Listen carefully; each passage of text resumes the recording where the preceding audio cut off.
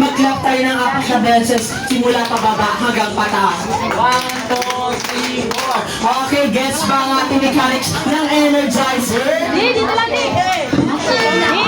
Okay, para magutom tayo, okay lang yan. Naiintindihan natin ni Patrick. Okay, ngayon ang sasayaw natin ay walang iba kundi chicken dance. Chicken dance. Oh, chicken dance. Okay, alam ko naman kayong ready na. Okay ha? Just reminders, kapag may nakita ni Kuya Patrick na hindi sumasayaw sa Energizer natin, ay magsusunod dito sa harapan mismo, sa mag-isa. Okay? Kaya mo dyan. Gusto ko yan, magsunod ha. Okay, ready na ba ang lahat? Ayan, okay. For our first step ay... Okay yan.